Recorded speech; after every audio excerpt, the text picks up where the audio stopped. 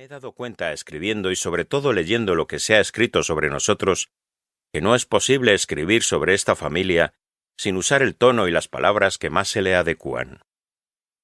Quien ve los hechos desde dentro no puede tener la misma visión que quien los ve desde fuera. Ni qué decir tiene que los hechos históricos concretos, los propiamente históricos, más que ampliamente documentados, siguen siendo siempre hechos históricos. Se pueden mirar con mayor o menor benevolencia, pero no modificar. De modo que es muy cierto que no se puede reescribir la historia, pero se puede releer y de ese modo reinterpretarla bajo una nueva luz. No pretendo, pues, reescribir la historia. Más modestamente aspiro a poner al alcance de quien no la conozca ya la historia de una familia que a menudo se ha oído citar pero que en realidad no se conoce mucho. Lo he hecho a través de un texto divulgativo, que esté al alcance de todos, donde cuento diversos episodios de una familia muy popular, pero paradójicamente poco conocida en su intimidad.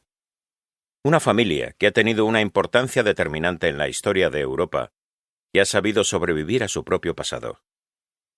Qué duda cabe que es imprescindible conocer el papel desempeñado por esta familia para poder entender su importancia, porque aún hoy en día su nombre sobrevive y es sinónimo de gran prestigio, magnificencia y mecenazgo.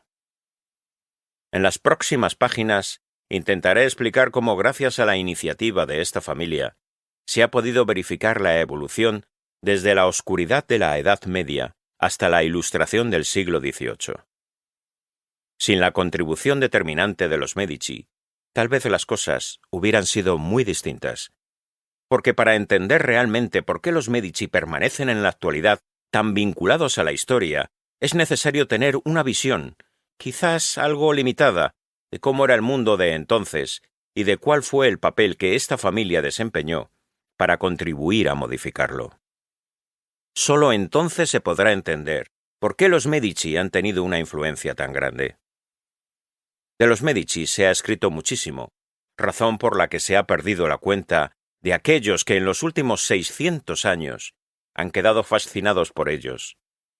Pues lo cierto es que esta familia ha sabido estimular más que ninguna otra la imaginación de quien ha entrado en contacto directa o indirectamente con ella. Es evidente que nuestro nombre estará unido para siempre al Renacimiento, a la Toscana y en concreto a Florencia.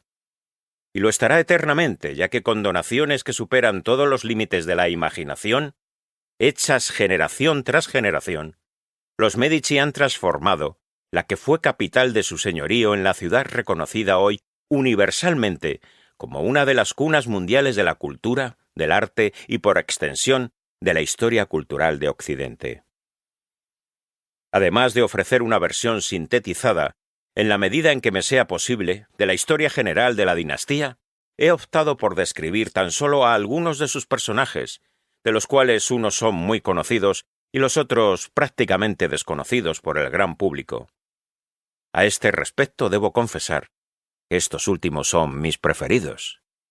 Como podrán comprobar, he dedicado muy pocas líneas a mi ilustre homónimo Lorenzo de Medici, conocido como Lorenzo el Magnífico, el miembro más famoso de la familia, pues de él, al igual que de Catalina de Medici y de María de Medici, las dos reinas de Francia, se ha escrito muchísimo, y a ellos les han sido dedicados numerosos libros en todas las lenguas. Eso no quita que sea consciente de no hacerles justicia, pues, por ejemplo, Lorenzo el Magnífico merecería un libro él solo. No obstante, si con esta obra lograra despertar en el lector cierta curiosidad, un deseo de saber más sobre el tema, habré alcanzado mi objetivo. Consultando la enorme bibliografía que en los últimos siglos se ha dedicado a mi familia, se puede aprender mucho de la historia, el mecenazgo y el arte del Renacimiento que tanto influyó en los siglos que vinieron después. Está claro que si los Medici han conseguido ser tan famosos a través de los siglos, hasta el punto de justificar que su historia se enseñe en las escuelas y en las universidades, por algo será. Una demostración de su enorme actualidad es la búsqueda en Internet del nombre Medici, que tiene más de 603.000 sitios. Es evidente que no he tenido ni el tiempo ni el valor de mirarlos todos, aunque por lo general, Las informaciones que ofrecen son